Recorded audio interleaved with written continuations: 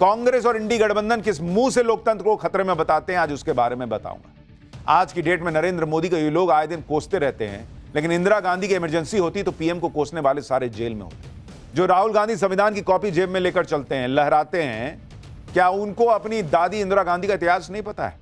सब पता है, लेकिन ये लोग उसकी बात नहीं करते क्योंकि इससे इनकी पोल खुल जाती है। क्योंकि पब्लिक तो लिख रही है भाई सोशल मीडिया पे कि इंदिरा गांधी ने इमरजेंसी लगाई थी, राजीव गांधी कहते थे बैलेट पेपर से चुनाव गलत है, राहुल गांधी कहते हैं ईवीएम जो है वो गड़बड़ है। इनका पूरा सिस्टम ही यही हिसाब है कि हम चुनाव हार जाएं तो पूरा मामला गड़बड़ है। हालांकि ये लोग हर बात में इंदिरा गांधी का नाम लेकर बड़ी बड़ी बातें जरूर करते हैं, लेकिन इमरजेंसी की बात आती है इनका मुंह सिल जाता है। इमरजेंसी का चैप्टर खोलने पर ये लोग नरेंद्र मोदी से चिढ़ जाते हैं, लेकिन इमरजेंसी की बात तो होगी, चैप्टर तो खुलेगा। और आज इमरजेंसी का ऐसा चैप्टर पाठशाला में खुलेगा जिसे देखकर आप भी हिल जाएंगे, क्योंकि इमरजेंसी में इंदिरा के करीबियों ने बहुत ही खतरनाक प्लान बना लिया था। यह वो प्लान था जो अगर चल जाता तो इस देश में कभी चुनाव नहीं होता। बॉस, बहुत ध्यान से सुनिए। इमरजेंसी के वक्त प्लानिंग चल रही थी कि इस देश को चाइना जैसा सिस्टम बना दो, कोई चुनाव की जरूरत ही नहीं। ये लोग नरेंद्र मोदी को कहते रहते हैं कि मोदी चुनाव नहीं होने देंगे, लेकिन चुनाव ना होने देने वाला प्लान तो इंदिरा गांधी के लोग बनाकर बैठे थे, और वो भी आज से 50 साल पहले। अगर इमरजेंसी लगाने वाली इंदिरा गांधी का प्लान कामयाब हो जाता तो आज की डेट में देश में सिर्फ एक पार्टी चल रही होती, बिल्कुल चाइना वाला सिस्टम बन जाता। न संविधान होता, न लोकतंत्र होता, न चुनाव होते, न अदालतें होती, न मीडिया होती। पूरे देश में बस एक परिवार का राज चल रहा होता। और इसलिए आज आपको इमरजेंसी को याद करते हुए ये सारी बातें इस चैप्टर में देखनी चाहिए। आज उन पार्टियों को भी एक्सपोज करेंगे जिनके नेता इमरजेंसी में जेल गए, लेकिन आज इमरजेंसी पर उनकी जुबान सिल गई। लेकिन पहले आपातकाल पर जो बवाल आज मचा उसका एक ट्रेलर देखिए। इमरजेंसी को कांग्रेस और गांधी परिवार याद नहीं करना चाहता, लेकिन नरेंद्र मोदी इसे भूलने नहीं देना चाहता। आज की पीढ़ी को तो इमरजेंसी के बारे में ज्यादा पता ही नहीं है। नरेंद्र मोदी यही नहीं चाहते कि आने वाली पीढ़ियां इमरजेंसी को भूल जाएं, और इसलिए आज मोदी कैबिनेट की मीटिंग में एक प्रस्ताव पास करके यह कहा गया कि आपातकाल में लोकतंत्र की हत्या हुई। आपातकाल के दौरान लड़ने वाले अनगिनत लोगों के बलिदान को याद किया गया और उनके प्रति सम्मान व्यक्त किया गया। पीएम मोदी और बाकी मंत्रियों ने 2 मिनट का मौन भी रखा। इसके साथ ही संविधान, लोकतंत्र और संघीय भावना को बनाए रखने के संकल्प को और मजबूत करने का आह्वान किया गया। सोशल मीडिया पर भी पीएम मोदी ने कहा कि देश की युवा पीढ़ी को भी इमरजेंसी के काले अध्याय के बारे में जागरूक करना चाहिए, और यह सब करने के पीछे पीएम मोदी की मंशा यही याद दिलाना है कि देश लोकतंत्र और संविधान से चलता है। उसे कुचल कर अगर सत्ता चलाई जाए तो उसके कितने भीषण परिणाम होते हैं ये देश कभी ना भूले, और यह सिर्फ इमरजेंसी को याद रख के सीखा जा सकता है। आप सुनिए एक बार इमरजेंसी को लेकर संसद में खड़े होकर पीएम मोदी ने सोनिया गांधी, राहुल गांधी के मुंह पर क्या कहा था और कैसे इंदिरा गांधी को घेरा था। फिर आपको इमरजेंसी के काले इतिहास की एक एक चीज बताऊं। 25 जून की वो रात देश की आत्मा को कुचल दिया गया था। भारत में लोकतंत्र संविधान के पन्नों से पैदा नहीं हुआ है। भारत में लोकतंत्र सदियों से हमारी आत्मा है। इस आत्मा को कुचल दिया गया था। देश के मीडिया को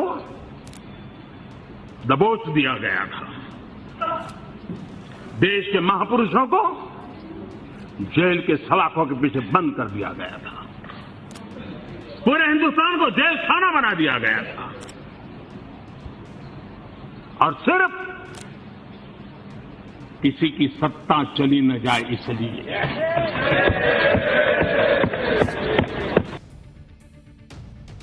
सत्ता चली न जाए इसलिए इमरजेंसी की शुरुआत तो हुई थी, लेकिन उसके बाद जो भयंकर प्लानिंग हुई थी इस देश में चुनावी सिस्टम को खत्म कर देने की, उसके बारे में ज्यादा लोगों को नहीं पता। उसके बारे में आज आपको बताऊंगा। 50 साल पहले कांग्रेस ने संविधान और लोकतंत्र का जो मजाक उड़ाया था, बनाया था, आज पीएम मोदी ने उसका चैप्टर फिर से खोला तो कांग्रेस तिलमिला गई। कांग्रेस के अध्यक्ष मल्लिकार्जुन खड़गे इसे ड्रामा बताने लगे। वो ये थ्योरी लेकर आ गए कि राहुल गांधी जगह जगह संविधान बचाने की बात कर रहे हैं, इसलिए नरेंद्र मोदी ये ड्रामा कर रहे हैं। बीजेपी कांग्रेस के संविधान बचाओ आंदोलन से घबरा गई है, इसलिए आज इमरजेंसी की बातें कर रही है। महंगाई, बेरोजगारी, भ्रष्टाचार पर अपनी नाकामियों को छिपाने के लिए इमरजेंसी की बातें हो रही हैं। इनके हिसाब से इनका मन करेगा तो ये सावरकर के बारे में बात कर सकते हैं, सावरकर को डरपोक बताने का अपना कोई एक नैरेटिव चला सकते हैं, चाहे वो इतिहास से मैच हो या ना हो। इनका मन करेगा तो भाई बीजेपी जो है या फिर आरएसएस जो है वो आजादी के वक्त क्या कर रही थी, नहीं कर रही थी, इस पर चर्चा करेंगे। तब इनको महंगाई पे चर्चा नहीं समझ में आती है, तब बेरोजगारी पे चर्चा समझ में नहीं आती है। इनका मन करेगा तो इतिहास में जाएंगे, लेकिन कोई इमरजेंसी के इतिहास में ना जाए, उससे इनको दिक्कत है। काहे भाई?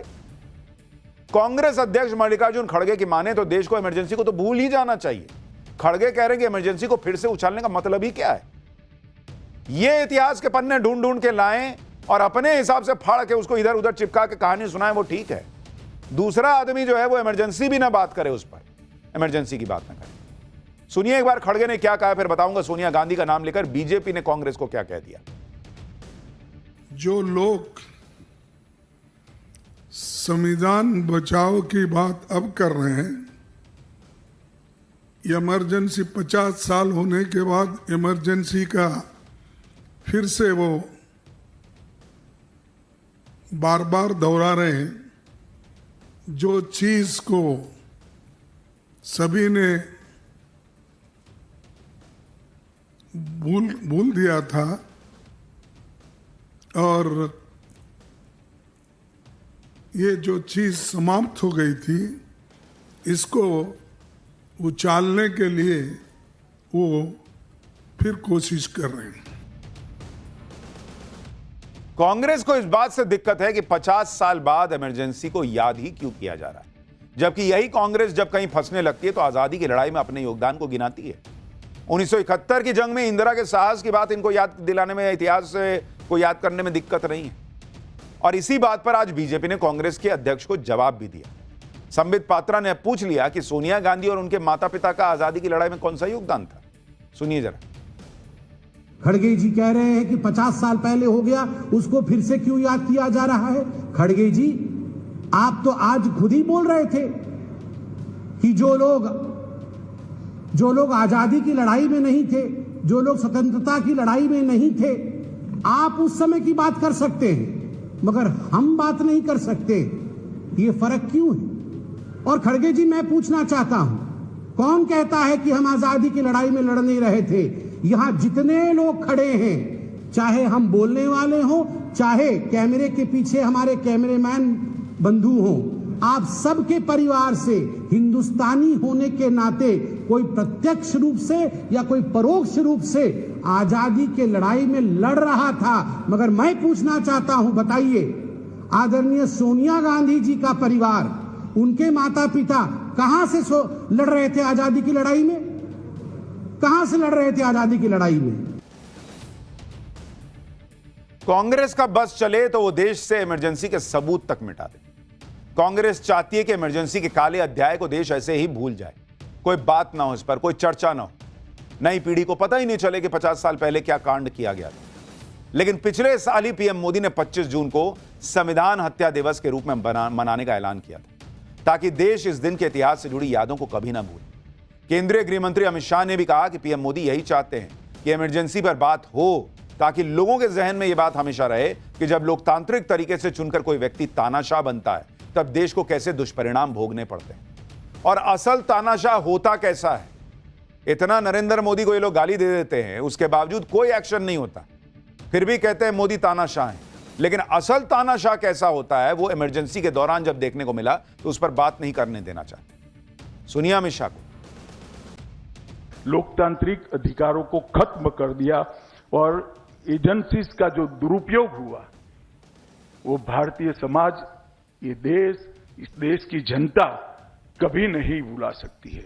इसीलिए नरेंद्र मोदी सरकार ने एक निर्णय किया है कि हम संविधान हत्या दिन मनाएंगे, क्योंकि ये समग्र राष्ट्र की चिर स्मृति में रहना चाहिए कि जब लोकतांत्रिक तरीके से चुनकर कोई व्यक्ति तानाशाह बनता है, तब देश को कैसे दुष्परिणाम भोगने पड़ते हैं। इमरजेंसी का जितना अत्याचार संघ और बीजेपी के नेताओं ने झेला, उतना ही अत्याचार उन क्षेत्रीय दलों के नेताओं पर भी हुआ, जो आज कांग्रेस के साथ गठबंधन करके बैठे हैं और भूल गए कि कैसे कांग्रेस ने उनके दल के मुखिया को जेल में डलवा दिया था। जैसे अखिलेश यादव की पार्टी के प्रमुख रहे मुलायम सिंह यादव ने इमरजेंसी में बहुत यातनाएं झेली, लेकिन आज अखिलेश यादव कांग्रेस की इमरजेंसी पर मुंह खोलने को तैयार नहीं, बल्कि अखिलेश यादव को तो इस बात से भी दिक्कत है कि बीजेपी इमरजेंसी पर बात क्यों कर रही है। अखिलेश यादव कह रहे हैं कि बीजेपी के राज में अघोषित इमरजेंसी है। सुनिए अखिलेश यादव को, फिर बताऊंगा कि जिस इंदिरा गांधी की तरफ से लगाई गई इमरजेंसी में मुलायम सिंह के साथ क्या क्या हुआ था, जो अखिलेश यादव शायद भूल गए। एक है घोषित और एक होती अघोषित। अगर हम इमरजेंसी को याद कर रहे हैं तो हमें अभी इस समय जो इमरजेंसी चल रही है उसको भी ध्यान में रखना चाहिए।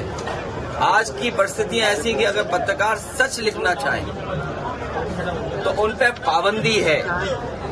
जाति के नाम पर, धर्म के नाम पर भेदभाव है, भ्रष्टाचार चरम सीमा पर है। उस समय घोषित इमरजेंसी है। भारतीय जनता पार्टी इस अघोषित इमरजेंसी की कब खुशी मनाएगी? ये तो मना रहे हैं क्योंकि राजनीतिक उन्हें लाभ उठाना, इसलिए मना रहे हैं भारतीय जनता पार्टी के लोग, लेकिन आज भी तो अघोषित इमरजेंसी है। अखिलेश यादव कह रहे हैं कि अभी अघोषित इमरजेंसी चल रही, तो भाई पब्लिक नरेंद्र मोदी को हटा क्यों नहीं रही? इमरजेंसी के बाद इंदिरा गांधी और कांग्रेस को उखाड़ के फेंक दिया था जनता ने। नरेंद्र मोदी की अघोषित इमरजेंसी 11 साल से चल रही है और पब्लिक उन्हीं को चुने जा रही है। अखिलेश यादव को बीजेपी का शासन अघोषित इमरजेंसी दिखता है, लेकिन जिस वक्त देश पर इमरजेंसी थोप कर उनके पिता मुलायम सिंह यादव को जेल में डाल दिया गया था, उस पर इमरजेंसी पर वो कुछ नहीं बोलते। जबकि इमरजेंसी के दौरान नेताजी के नाम से मशहूर मुलायम सिंह यादव को करीब 1.5 साल जेल में रहना पड़ा था। मुलायम सिंह यादव जब सीएम थे तो उन्होंने आपातकाल के दौरान जेल गए लोगों को सम्मानित किया। अक्टूबर 2022 में उनके निधन पर पीएम मोदी ने उन्हें आपातकाल के दौरान लोकतंत्र का प्रमुख सैनिक कहते हुए श्रद्धांजलि दी थी। उस इमरजेंसी के दौर में मुलायम सिंह यादव के अलावा लालू प्रसाद यादव भी ऐसे नेता थे जो जेल गए थे। लेकिन आज मोदी विरोध और कांग्रेस के साथ के चक्कर में आरजेडी भी इमरजेंसी पर चुप है।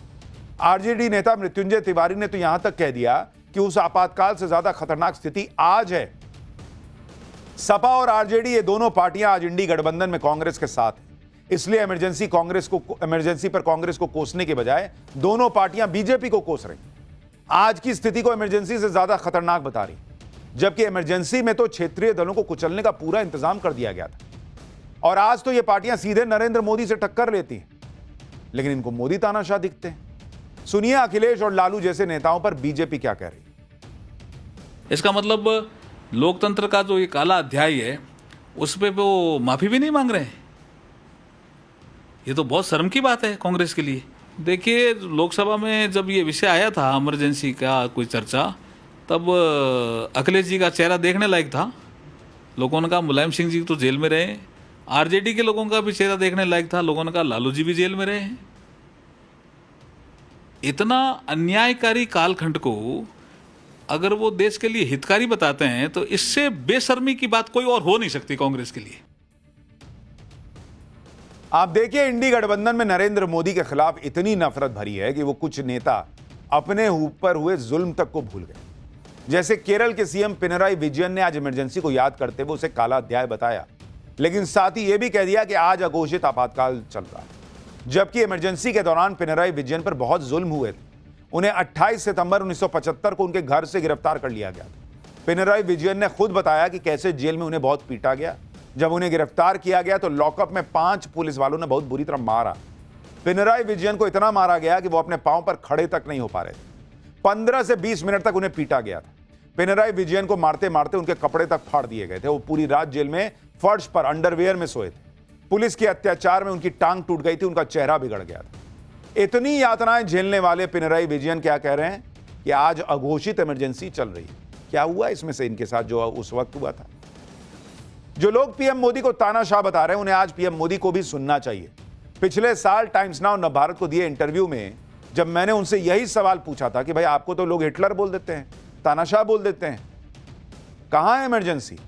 सुनिए पीएम मोदी ने टाइम्स नाउ नवभारत के इंटरव्यू में क्या बात कही। देखिए, जो कह रहे हैं कि आप तानाशाह हैं वो भी आजाद घूम रहे हैं, तो पता नहीं कौन से टाइप के आप तानाशाह हैं। जो कह रहे हैं कि मर जा मोदी, वो भी बाहर घूम रहे हैं, तो पता नहीं कौन सी तानाशाही है। आप कुछ भी निकाल दीजिए जी, मेरी माँ को गाली देना नहीं छोड़ा है, मेरे परिवार को गाली देना नहीं छोड़ा है, ऐसे अभद्र भाषा का उपयोग किया है। लेकिन उन्होंने ऐसा डिक्टेटर का चित्र बना दिया कि उसके अंदर सारी गालियां चल जाती है जी।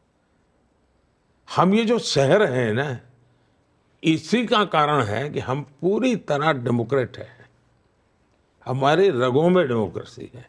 वरना जो गालियां पड़ रही है, जिस प्रकार का जुल्म हम पर हो रहा है, चुपचाप सहते जा रहे हैं, मजबूरी नहीं है जी। दुनिया की सबसे बड़े लोकतंत्र का पूर्ण बहुमत के साथ 10 साल से शासन, बेदाग सरकार, 13-14 साल का राज्य का मुखिया के रूप में शासन, 23 साल का लंबा जीवन, एक दाग नहीं लगा है। उसके बावजूद भी ये जितनी गाली गलौज को एक आदमी सह रहा है, एक शब्द बोले भी ना सह रहा है, इससे बड़ी डेमोक्रेसी का पूरा प्रूफ क्या हो सकता है।